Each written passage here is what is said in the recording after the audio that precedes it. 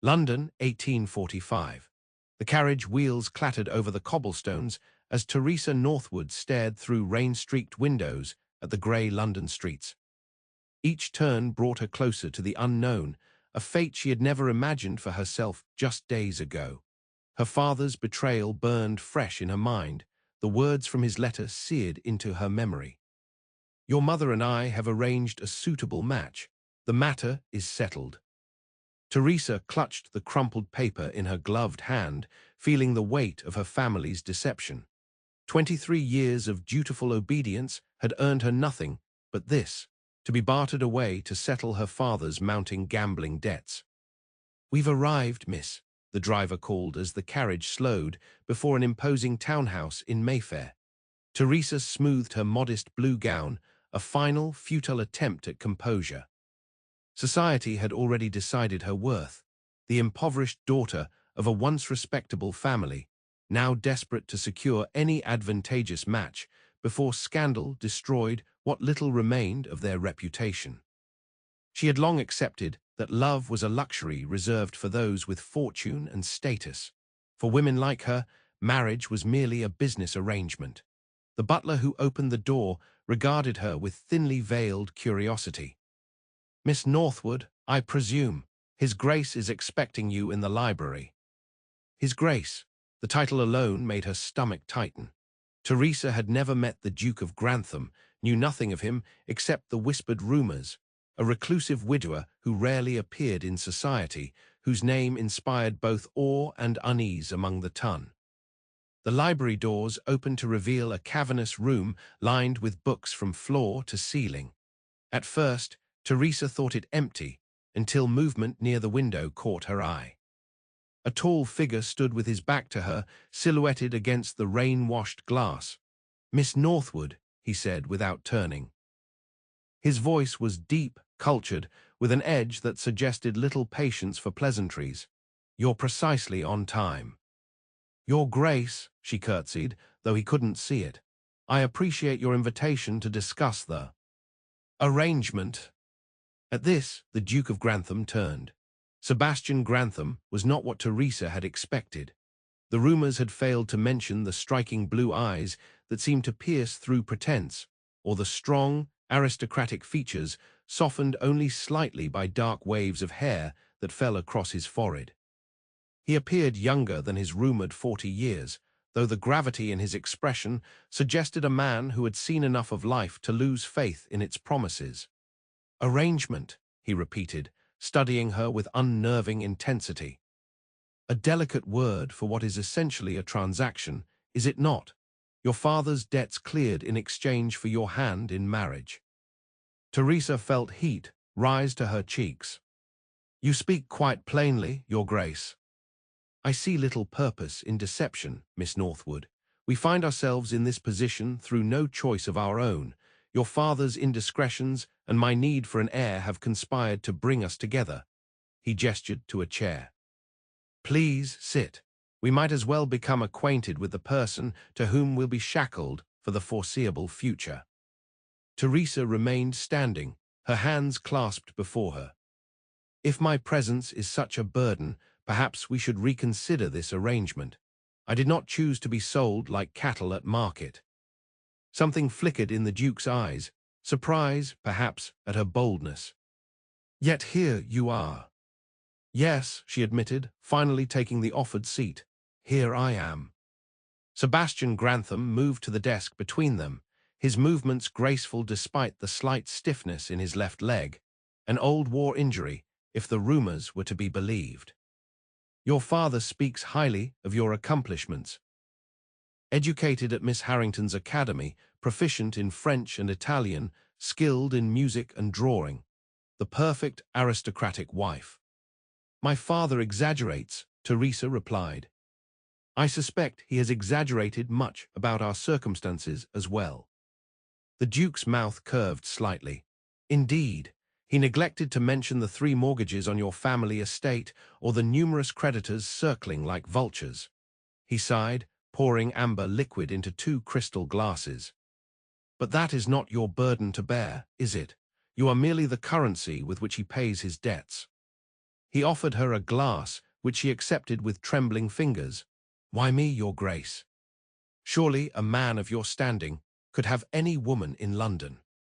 Any woman interested in my title and fortune, perhaps." Bitterness crept into his tone. "I have no illusions about my appeal on the marriage mart." A reclusive widower with a reputation for coldness hardly inspires romantic fantasies. He studied her over the rim of his glass. "Besides, I require a practical arrangement, not a love match. My first marriage taught me the danger of confusing the two." Teresa took a small sip of the brandy, welcoming its warmth. "And what of my requirements, your grace? Has anyone considered what I might need from this arrangement?" For the first time, genuine curiosity crossed his face. "What would those be, Miss Northwood?" "Respect," she said firmly. "I may have no choice in this marriage, but I will not be treated as a possession. I want honesty between us, however unpleasant the truth might be. And," she hesitated, "I want your word that my younger sister will be provided for. She should not suffer for our father's mistakes." Sebastian studied her for a long moment, as though seeing her truly for the first time. "Reasonable demands, all things considered." He set down his glass. "I can offer you security, Miss Northwood, a comfortable life free from your father's creditors. I can promise honesty, though you may not always welcome it. As for respect," his gaze held hers, "that is earned, not granted, but I am willing to begin with the assumption you deserve it until proven otherwise. And my sister, she will be welcome in our home for as long as she requires." Teresa exhaled slowly. It was more than she had dared hope for, a marriage built on clear terms rather than false sentiments. "Then I accept your offer, your grace." "Sebastian," he corrected her. "If we are to be married, you might as well use my name." "Sebastian," she repeated, the name feeling foreign on her tongue. "And I am Teresa." He nodded once, returning to the window. "The banns will be posted tomorrow. We shall be married within the month. I've taken the liberty of engaging a dressmaker to attend to your trousseau." So quickly, Teresa couldn't hide her surprise. "I see no reason for delay. The sooner we formalize our arrangement, the sooner the speculation will end." His tone softened fractionally. "Unless you require more time." Teresa thought of her father's desperate eyes, her mother's silent tears, the mounting pressure of their circumstances. "No," she said quietly, "time will not improve our situation." "Very well." Sebastian turned back to her, his expression inscrutable. "Welcome to your new life, Teresa Northwood. For better or worse, our fates are now entwined." As Teresa left the Duke's townhouse, she felt oddly calm. She had expected despair, perhaps even fear, but instead found herself facing her future with a strange sense of clarity. She had always known love was not in her stars. At least now she knew precisely what she was sacrificing and what she would gain in return. What she could not have known was how quickly fate would test the fragile understanding she and Sebastian had reached. 3 weeks later, Teresa stood in the grand cathedral, a vision in ivory silk and delicate lace, as she spoke vows that bound her life to Sebastian Grantham's. The ceremony was small but elegant, with only close family and the most essential of society witnesses present. Her father's relieved expression, as the Duke's solicitor handed him documents clearing his debts, told her all she needed to know about her worth to the family that had raised her. Their wedding night passed with courteous restraint. Sebastian had been gentle but distant, fulfilling his marital duty with consideration for her comfort but little emotion. Teresa had not expected passion, yet found herself strangely disappointed by the impersonal nature of their union. She had caught him looking at her afterward, a flicker of something unreadable in his eyes before he extinguished the lamp and turned away. Life at Grantham House fell quickly into routine. Sebastian spent his mornings attending to business affairs, his afternoons often at his club or visiting his country estate's steward in town. Teresa managed the household, wrote correspondence, and began the process of establishing herself as the Duchess of Grantham, a role that brought unexpected challenges. The Countess of Havelock has declined our dinner invitation for the third time, Teresa informed Sebastian one morning, 6 weeks into their marriage. They sat at opposite ends of the breakfast table, the distance between them more than physical. Lady Whitmore's note was particularly cutting. It seems my presence is not welcome in certain circles. Sebastian looked up from his newspaper, frowning. Society can be merciless to newcomers. Give it time. Time will not change the fact that I am considered beneath your station. Teresa set down her teacup with careful precision. There are rumors, Sebastian, rumors that our marriage was arranged to settle my father's debts. That I essentially sold myself to save my family from ruin. Which is essentially the truth, he replied, his tone measured. Yes, but truth rarely matters in society. Perception is everything. She met his gaze steadily. Your reputation suffers by association with mine. Something hardened in his expression. I have never concerned myself with the opinions of gossips. Neither should you. Easy to say when one has the protection of a ducal title, Teresa countered. I have only your name to shield me, and it seems insufficient against the tide of speculation. Sebastian set aside his paper, studying her with those penetrating blue eyes. What would you have me do, Teresa? Force invitations from people who clearly do not deserve your company? I would have you stand beside me, she said softly. We present a united front in public, yet live as strangers in private. Is it any wonder society questions the nature of our union? For a moment, vulnerability crossed his features before the familiar mask of detachment returned. I have given you everything promised in our arrangement. Security, honesty, respect, if you expected more. I expected nothing, Teresa interrupted, rising from her chair, which is precisely what I have received. She left the room before he could respond, her composure fracturing only when she reached the solitude of her chambers. Teresa pressed a hand to her mouth, silencing the sob that threatened to escape. She had not realized how lonely a marriage could be until experiencing one firsthand, the peculiar isolation of sharing a name and a house with someone who remained a stranger. That afternoon, a letter arrived from her sister Charlotte, now residing with their aunt in Bath. The contents shocked Teresa to her core. Dearest Tessa, her sister wrote, I cannot bear to keep this secret any longer. Father's gambling debts were not the reason for your hasty marriage. 2 days before he approached the Duke of Grantham, Father received a letter from Mr. Holloway rejecting your suit. The gentleman had heard rumors about our family's finances and withdrew his offer. Father was beside himself, not because of the lost connection, but because he had already spent the money Mr. Holloway had promised as your dowry. The Duke was his desperate solution. I beg your forgiveness for not telling you sooner. I feared it would break your heart to know that Mr. Holloway, whom you held in such affection, abandoned you so callously.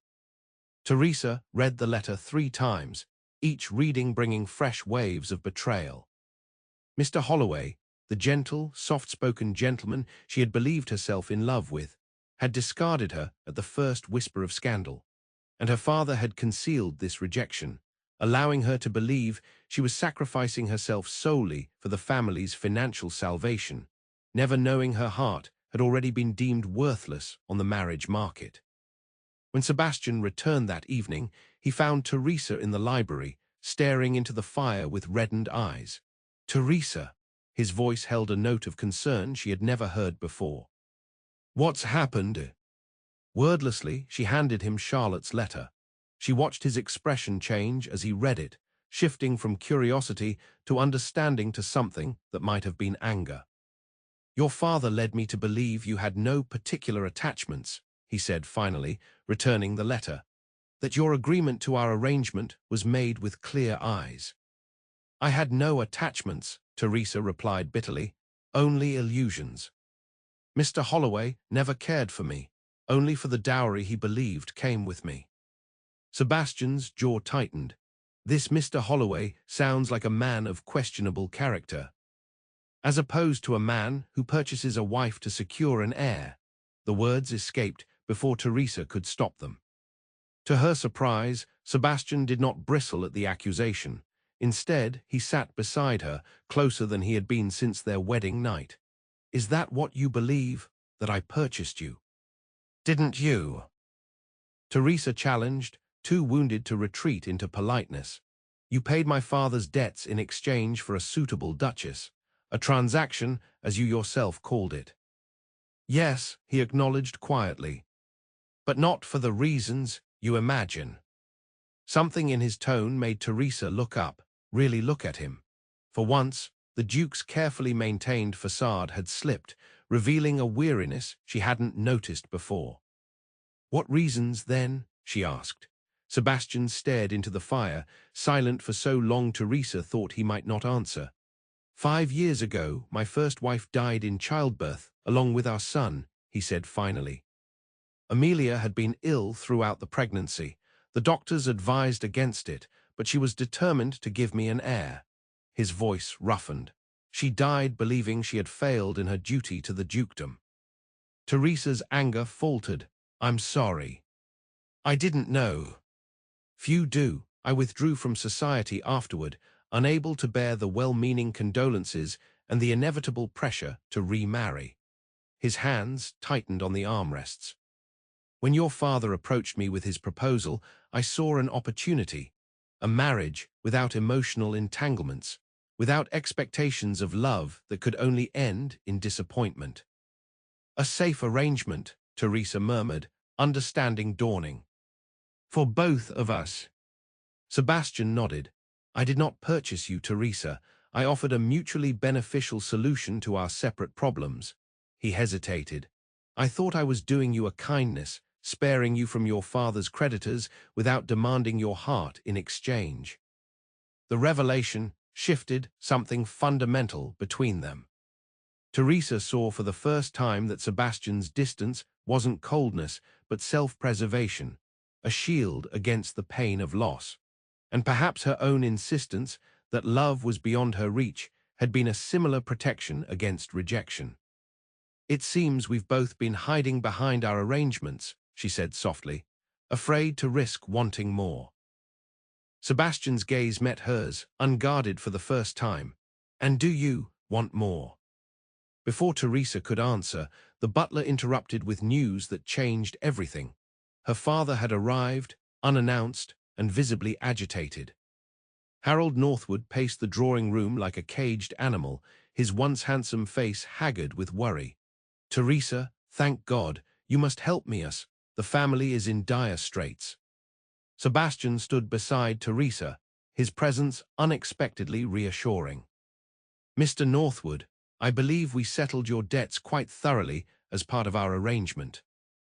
"Yes, yes, most generous," Harold nodded frantically, "but circumstances have changed. Investments gone sour." "The estate," he turned pleading eyes to Teresa. "Your mother may lose her home. Surely you can speak to your husband, convince him to extend further assistance." Teresa felt a familiar tightness in her chest, the weight of familial obligation that had defined her life. "Father, we had an agreement. The Duke has more than fulfilled his part." "But you are his Duchess now," Harold insisted. "Surely that counts for something. A small loan, £10,000 would suffice." Sebastian's voice cut through the room, cold as steel. "Mr. Northwood, I believe you misunderstand the nature of my generosity. It extended to securing your daughter's future, not enabling your continued vices." "How dare you?" Harold bristled. "Teresa is my daughter. Her duty is to her husband now," Sebastian interrupted, "and I will not see her exploited further by a father who traded her happiness for financial relief." Harold's face darkened. "You know nothing of our circumstances. Teresa understands family loyalty. She knows what's expected of her." "What's expected of me?" Teresa's quiet question silenced both men. She turned to her father, seeing him clearly for perhaps the first time. "Was loyalty what motivated you to conceal Mr. Holloway's rejection?" "To let me believe I was sacrificing myself solely for the family's sake, never knowing my heart had already been deemed insufficient.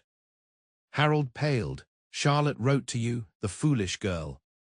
The honest girl, Teresa corrected. And like her father. Everything I've done has been for this family, Harold insisted, desperation edging his voice. Your mother's declining health, Charlotte's future, all of it rests on maintaining our position. Surely a few £1,000 means nothing to a man of the Duke's wealth. Teresa felt Sebastian tense beside her, but was surprised when he remained silent, allowing her to manage the confrontation. It was a small gesture of respect that gave her the courage to continue. I think you should leave, father, she said firmly. Whatever financial difficulties you face are of your own making. I will not ask my husband to resolve them. Harold's expression hardened. So this is how it is. You turn against your own blood for a man who purchased you like livestock. Sebastian stepped forward, but Teresa placed a restraining hand on his arm. No, father, I am choosing to honor the commitment I made, rather than perpetuating the cycle of deception you created. She straightened, feeling stronger than she had in years. You will always be my father, and I shall always care for your well-being, but I will not be used as currency again. After Harold Northwood's bitter departure, an uncomfortable silence fell between Teresa and Sebastian. They stood in the drawing room, the evening shadows lengthening around them, each processing the confrontation's implications. Thank you, Teresa said finally, for allowing me to handle my father without interference. Sebastian regarded her with newfound respect. You needed no assistance. You were magnificent. The praise warmed her unexpectedly. It didn't feel magnificent. It felt terrible, actually. The right choice often does. He moved to pour them each a glass of sherry, handing one to Teresa with careful consideration. For what it's worth, your father was wrong about one thing. I never saw you as livestock to be purchased. Teresa accepted the glass, their fingers brushing briefly. What did you see, then?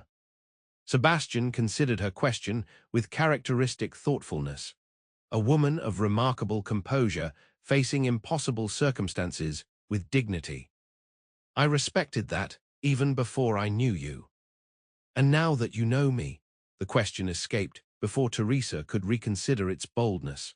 Now, Sebastian said quietly, I find myself wondering if our arrangement might be limiting something that deserves the opportunity to grow naturally. The admission hung between them, changing the atmosphere in ways Teresa couldn't quite define. For the first time since their marriage, she saw possibility in Sebastian's eyes rather than careful restraint. That night, though they retired to separate chambers as usual, something had fundamentally shifted. Teresa lay awake, replaying the day's revelations and wondering what they meant for her future, for their future. The arranged marriage she had resigned herself to suddenly seemed less like a prison and more like an unopened door. The following weeks brought subtle but meaningful changes. Sebastian began joining Teresa for morning walks in the garden, their conversations gradually extending beyond household matters to personal interests and observations. He shared his passion for architecture and showed her his designs for improvements to his country estate. She introduced him to her favorite poetry and was surprised when he asked her to read aloud in the evenings. Small gestures accumulated. A book he thought she might enjoy left on her breakfast plate, fresh flowers in her chambers that hadn't been requested through the housekeeper, his hand at her elbow as they navigated crowded rooms together. None remarkable alone, but together forming a pattern that could not be dismissed as mere politeness. Society noticed the change as well. The Duke of Grantham, long absent from social gatherings, began escorting his Duchess to select events. They were observed in animated conversation at the opera, laughing together at a dinner party, walking arm-in-arm through Hyde Park on Sunday afternoons. Gradually, invitations that had been withheld began to arrive, curiosity about their unusual match overcoming initial skepticism. Lady Whitmore has invited us to her midsummer ball, Teresa mentioned one evening as they sat in the library, the space that had become their shared sanctuary. The same Lady Whitmore who found my company so objectionable 2 months ago. Sebastian looked up from his book, amusement lighting his eyes. Shall we decline? I'm perfectly content to avoid her tiresome gatherings. Actually, Teresa smiled, I thought we might accept. It would be satisfying to see her face when she realizes her social cut had no effect whatsoever. Sebastian's laugh, a sound becoming less rare with each passing day, filled the room. My dear Teresa, I believe married life is bringing out a delightfully vengeful streak in you.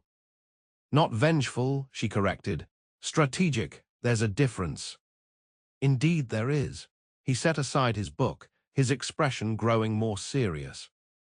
You've handled society's cruelties with remarkable grace. Most women would have been crushed by the treatment you've received. Teresa shrugged slightly. I've never placed much value in society's approval. Though I admit, it's easier to dismiss when one has an ally. Is that what I am? Your ally? Sebastian asked, his tone carrying something beyond simple curiosity. Teresa met his gaze. What would you prefer to be? Before he could answer, a commotion in the hallway interrupted them. Moments later, the butler appeared with an urgent message. Charlotte had arrived in a state of great distress, requesting to see Teresa immediately. Charlotte Northwood, 17 and trembling with exhaustion, collapsed into her sister's arms in the entrance hall. Tessa, thank heaven, I didn't know where else to go. What's happened? Is it mother? Father? Teresa guided her sister to a chair, alarmed by her disheveled appearance. Father's gambling has ruined us completely, Charlotte said between sobs. The creditors have seized the house. Mother's gone to stay with Aunt Martha, but father, she shook her head. He's disappeared, left a note saying he couldn't face the shame. Sebastian, who had followed Teresa, immediately called for refreshments and a room to be prepared. Your sister will stay with us, of course, he told Teresa, his decision immediate and unquestioning.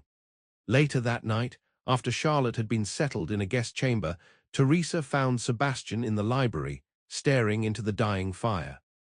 Thank you, she said softly, for taking in my sister without hesitation. She's your family, he replied simply. That makes her my concern as well. Teresa moved to stand beside him, drawn to his steadfast presence. Not everyone would see it that way, especially given my family's complications. Teresa, Sebastian turned to face her fully, when will you understand that I am not everyone?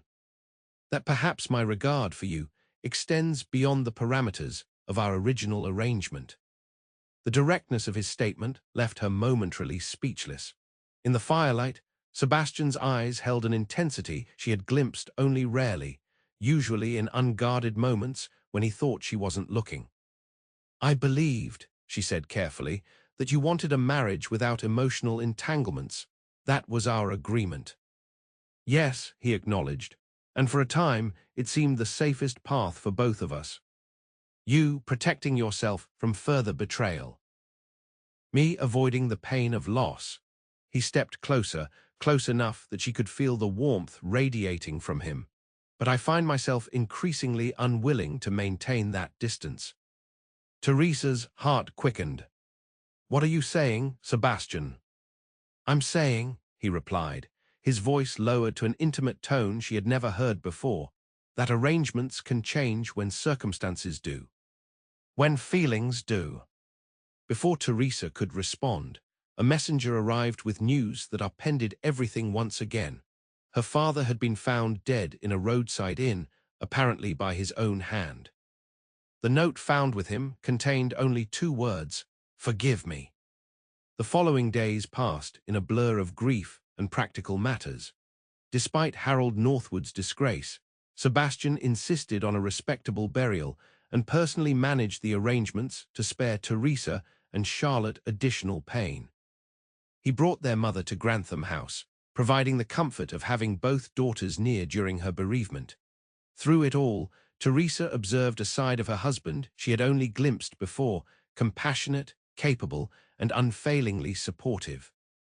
He handled creditors, solicitors, and prying society matrons with equal firmness, creating a protective barrier around the grieving family.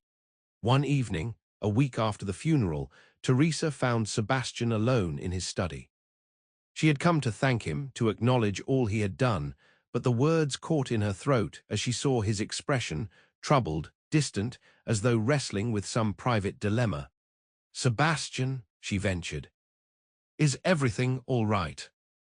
He looked up, composing his features quickly. "Teresa, I didn't hear you enter. You seemed lost in thought." She moved into the room, concern overriding her usual hesitation to intrude on his private space. "Is there something wrong?" Sebastian hesitated, then gestured to a letter on his desk. "I received this today from my solicitor. Regarding my father's debts." She asked, prepared for more bad news.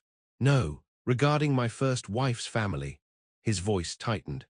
"They've petitioned to have my marriage to you invalidated on grounds that insufficient time has passed since Amelia's death for a proper period of mourning."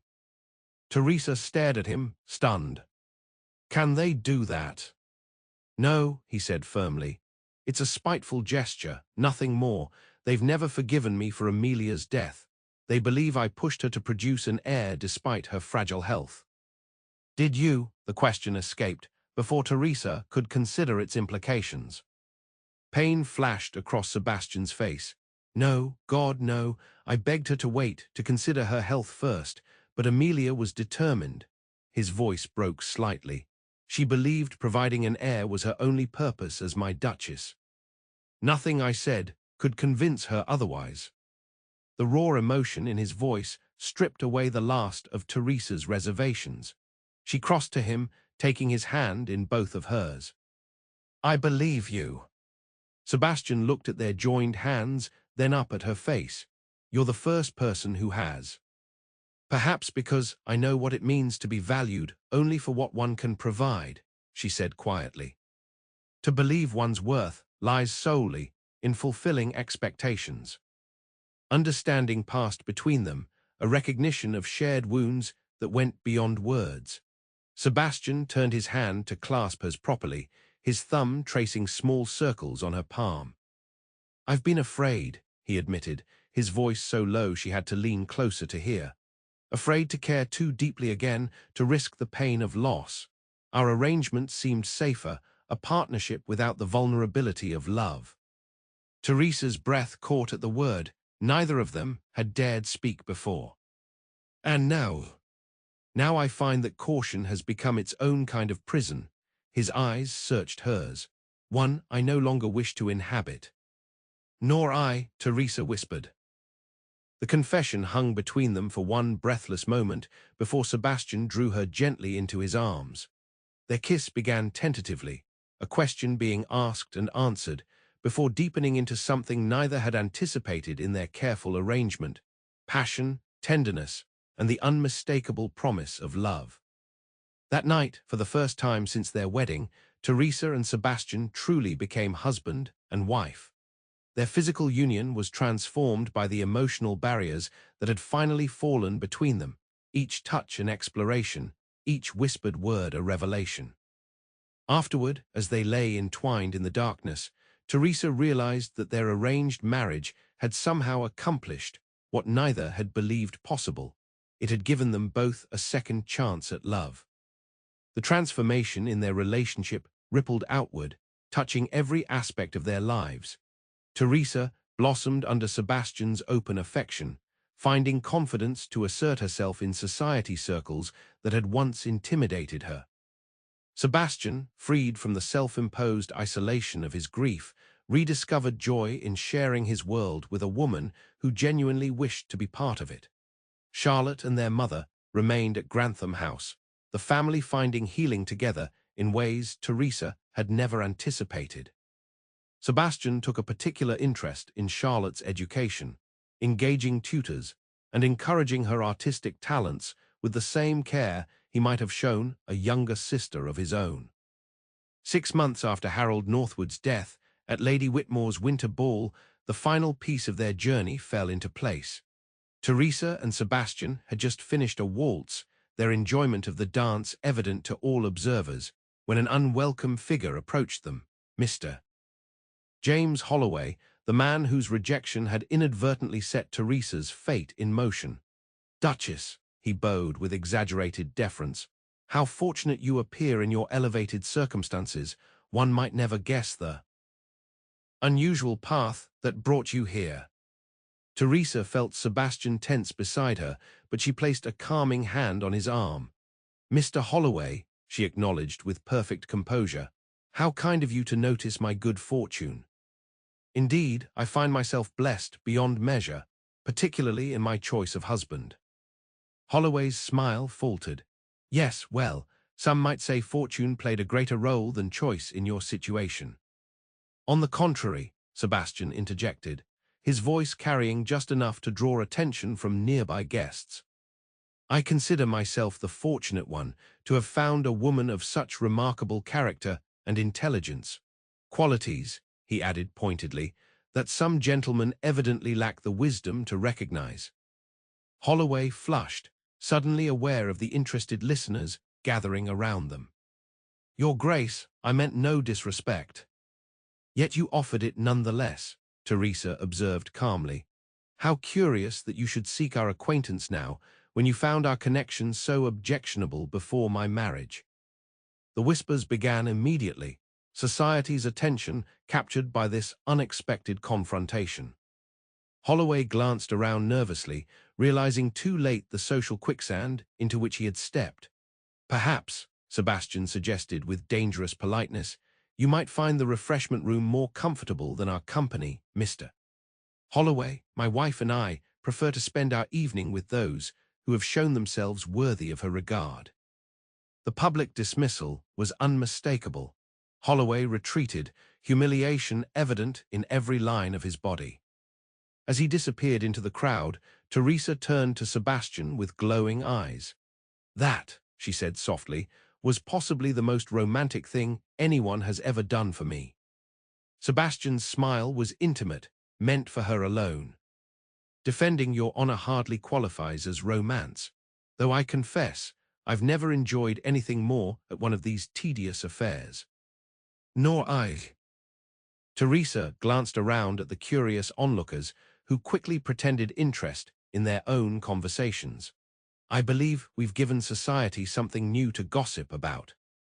"Let them," Sebastian replied, taking her hand. "I find I no longer care what they say, so long as they understand one fundamental truth." "And what is that?" His eyes held hers, filled with the love neither of them had believed possible when they first entered their arrangement. "That what began as necessity has become the greatest blessing of my life." Later that evening, as their carriage carried them home through London's lamplit streets, Teresa rested her head on Sebastian's shoulder, savoring the contentment she had found in the most unexpected of places. "I've been thinking," she said, her fingers laced with his, "about arrangements and how they change." "Have you?" Sebastian pressed a kiss to her temple. "When we married, I believed love was a luxury I would never afford. That happiness came from accepting one's limitations rather than reaching beyond them." She looked up at him. "I've never been so glad to be proven wrong." Sebastian's arm tightened around her. "We were both wrong. Both afraid to trust in possibilities." Teresa smiled, placing his hand over her stomach in silent communication of the news she had confirmed with the doctor just days before. "Some possibilities, it seems, were always meant to be." Sebastian's expression transformed as understanding dawned. "Teresa," his voice held wonder, hope, and a trace of the old fear. "Are you certain?" "Completely," she assured him, her eyes shining with happy tears. "Our arrangement, it seems, has yielded unexpected dividends." The shadow of his first wife's tragedy passed briefly across his features, before Teresa cupped his face in her hands. "This is our story, Sebastian, not a repetition of the past. We will face whatever comes together without fear. As their carriage arrived at Grantham House, their home in every sense of the word, Sebastian gathered Teresa close, his whispered promise sealing the journey they had begun as strangers and would continue as beloved partners. "Without fear and with all my heart,"